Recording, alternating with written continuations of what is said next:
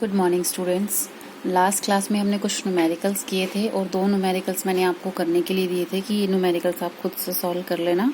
ये वाला न्यूमेरिकल था, आपका रेजिस्टेंस दे रखा है और आपको फाइंड क्या करना है, रेजिस्टिविटी फाइंड करनी है। तो सिंपल फॉर्मूला है रेजिस्टिविटी का, आपको सिर्फ सब्स्टिट्यूट करना है और कैलकुलेट करना है। नेक्स्ट क्वेश्चन है आपका, a wire of given material having length L and area of cross section A has a resistance of 4 ohm. What would be the resistance of another wire of the same material having length L/2 and area of cross section 2A? तो हमें क्या पता है, हमें question पता है ये, जैसे आपको रेजिस्टेंस दे रखा है वायर का, रेजिस्टेंस आपको दे रखा है 4 ohm और रेजिस्टेंस का हमारे पास फॉर्मूला क्या होता है, रो L डिवाइडेड बाय A। ठीक है, अब हमारे पास ये 4 ohm का दे रखा है, रो L A। ठीक है, अब हमें नेक्स्ट लेनी है, वायर लेनी है, उसका क्या करना है, हमें रेजिस्टेंस बताना है जिसकी लेंथ हमने क्या ले रखी है, हाफ। इसकी लेंथ के कंपैरिजन में हमें क्या कर दिया है, हाफ कर दिया है और एरिया ऑफ क्रॉस सेक्शन क्या कर दिया है, 2A।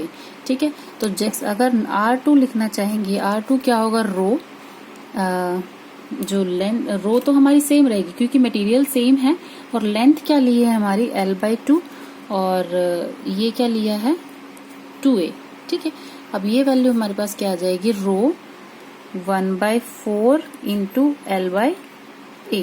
तो अब ये किसकी वैल्यू आई है, 1/4 कांस्टेंट है, हम बाहर ले सकते हैं, रो LA, इसको हम एज इट इज क्या लिख सकते हैं, R1। ठीक है, ये वाला R1। ठीक है, तो R2 हमारा कितना आएगा, 1/4 टाइम्स ऑफ R1। ठीक है स्टूडेंट्स, बहुत इजी क्वेश्चन है ये। क्वेश्चन आपने अपनी नोटबुक में सॉल्व करना था, बाकी मैंने आपको क्वेश्चंस दिए थे। फर्स्ट क्वेश्चन है, on what factors does the resistance of a conductor depend. Conductor का रेजिस्टेंस किस किस चीज पर डिपेंड करता है, तो फॉर्मूला ही देख लो हमारा क्या है, R रो L/A। तो किस किस के ऊपर डिपेंड करता है, रेजिस्टिविटी पर, दैट मीन्स की nature of the material, length of the wire and area of cross section of the wire, and last resistance एक और फैक्टर पर डिपेंड करता है, वो क्या होता है, टेम्परेचर। कि रेजिस्टेंस टेम्परेचर जैसे जैसे इंक्रीज करते जाते हैं वैसे वैसे एलिमेंट का रेजिस्टेंस क्या होता है, इंक्रीज होता चला जाता है। ठीक है, नेक्स्ट क्वेश्चन क्या है आपका, Will current flow more easily through a thick wire or a thin wire of the same material when connected to the same source? ठीक है, मतलब कि बताना है कि करंट किस में से फ्लो ज्यादा करेगा, अगर कोई वायर होगी थिक या फिर होगी थिन। मतलब इस पे क्या, किस पर डिपेंड कर रहा है, ये एरिया ऑफ क्रॉस सेक्शन, कि जिसका क्रॉस सेक्शन ज्यादा होगा उसकी रेजिस्टेंस ज्यादा होगा, या फिर जिसका क्रॉस सेक्शन कम होगा उसका रेजिस्टेंस ज्यादा होगा। ये सेकेंड क्वेश्चन है आपका। तो हमारे पास रेजिस्टेंस का फॉर्मूला क्या होता है, रेजिस्टेंस का फॉर्मूला होता है रो L डिवाइडेड बाय A। तो रेजिस्टेंस जो है वो इनवर्सली प्रोपोर्शनल है एरिया ऑफ क्रॉस सेक्शन। अब थिक वायर का एरिया ऑफ क्रॉस सेक्शन क्या होगा, ज्यादा होगा।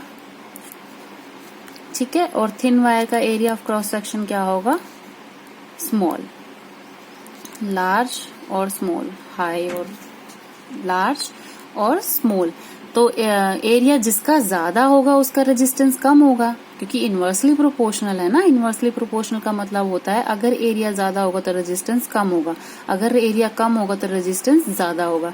तो थिन वायर का एरिया ऑफ क्रॉस सेक्शन क्या होता है, कम होता है। थिन वायर का क्रॉस सेक्शनल एरिया कम है, इसकी वजह से रेजिस्टेंस क्या प्रोवाइड करेगी, वो ज्यादा प्रोवाइड करेगी।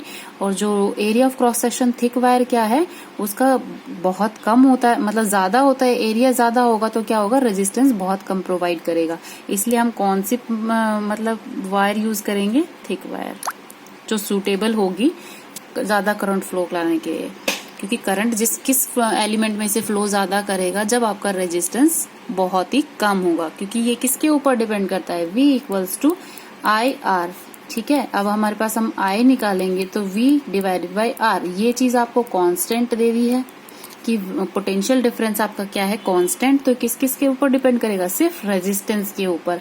और रेजिस्टेंस जिसका ज्यादा होगा वो करंट कम प्रोवाइड करेगा, और जिसका रेजिस्टेंस कम होगा वो करंट को फ्लो ज्यादा करने देगा। ठीक है, ये इसलिए हमारी जो थिक वायर होती है उसका रेजिस्टेंस क्या होगा, कम, क्योंकि उसका क्रॉस सेक्शनल एरिया ज्यादा होता है, और रेजिस्टेंस कम होगा तो उसमें करंट ज्यादा फ्लो करेगा। ठीक है, ये आपको खुद से नोट्स बनाने हैं, आप किस बिहाफ पे बनाते हो मैंने आपको एक्सप्लेन कर दिया है। थर्ड क्वेश्चन है let the resistance of an electric component remains constant while the potential difference across the two ends of the component decreases to half of its former value. What changes will occur in the current flow through it? ठीक है, तो third question आपका fourth question आपका दे रखा है, ये आपका third question था। ठीक है, फोर्थ क्वेश्चन आपका दे रखा है कि रेजिस्टेंस जो है वो कांस्टेंट है, किसी भी मटेरियल का रेजिस्टेंस जो है सर्किट में वो क्या है, कांस्टेंट। ठीक है, और जो पोटेंशियल है, पोटेंशियल किससे डिनोट करते हैं हम, V से। ये पोटेंशियल जो है ये हाफ कर दिया है। ठीक है, तो हमें बताना है कि जो दूसरा सर्किट होगा, मतलब हाफ करने के बाद इस सर्किट में कितना करंट फ्लो करेगा। ठीक है, तो देखो ओम्स लॉ के अकॉर्डिंग हमारे पास फॉर्मूला क्या होता है, Ohm's law V equals to IR। इसमें से हम I निकालेंगे तो हमारे पास क्या रहेगा, V/R। ठीक है, तो फर्स्ट सर्किट में तो हमारे पास कितना करंट फ्लो कर रहा होगा, I इक्वल्स टू V/R। अब नेक्स्ट सर्किट में हमने क्या बता दिया है कि जो V है वो हमने कर दिया है V/2 और रेजिस्टेंस हमारा क्या है, सेम। तो ये कितना करंट फ्लो करेगा इसमें से, जो न्यू करंट आएगा, न्यू करंट आपने मान लिया V'। ठीक है, I', फर्स्ट वाला हमने V माना हुआ है, करंट हमारा I आया हुआ है। सेकंड जो है हमने माना है I', और इसमें जो पोटेंशियल है वो कितना है, V/2, और R हमारा क्या दे रखा है, कांस्टेंट। ठीक है, तो वैल्यू हमारे पास क्या आएगी, 1/2 इंटू V/R।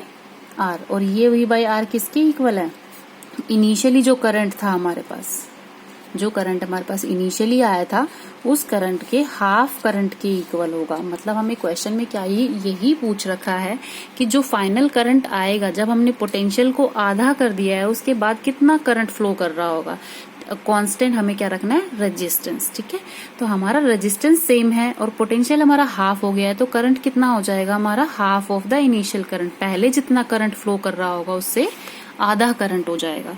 ठीक है, अब नेक्स्ट क्वेश्चन है हमारा, why are coils of electric toaster and electric irons made of oil alloys rather than a pure metal. ठीक है, अलॉयज का क्यों यूज करते हैं हम इलेक्ट्रिक टोस्टर और इलेक्ट्रिक आयंस के लिए। इलेक्ट्रिक टोस्टर और इलेक्ट्रिक आयंस वो होते हैं बहुत ज्यादा हीट होती है इनके अंदर। ठीक है, तो हमें कौन सा मेटल लेना होगा जिसमें कि वो हीट से पिघले ना।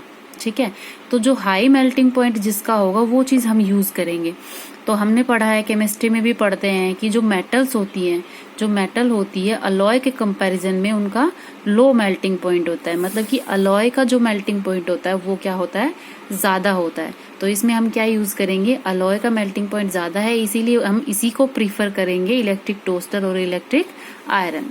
ठीक है, अब नेक्स्ट है हमारा, use the data in table 12.2 to answer the following, which among the iron mercury is better conductor, which material is best conductor. आपको 12.2 आपकी एनसीईआरटी में जो दे रखी है इसमें से आपको बताना है कि कौन सा कंडक्टर जो है, कौन सा मेटल है आयरन और मर्क्यूरी में से जो कि आपका कंडक्टर होगा। और सेकंड पूछा है कि विच मटेरियल इज बेस्ट कंडक्टर, तो कंडक्टर कौन सा मटेरियल होगा जो सबसे कम रेजिस्टिविटी प्रोवाइड करेगा, वो क्या होगा, हमारा कंडक्टर होगा। तो आयरन और मर्क्यूरी में से मर्क्यूरी का जो रेजिस्टिविटी है वो कम है, दैट मीन्स कि वो रेजिस्टिविटी कम प्रोवाइड कर रहा है, इट मीन्स कि मर्क्यूरी ज्यादा अच्छा कंडक्टर होगा।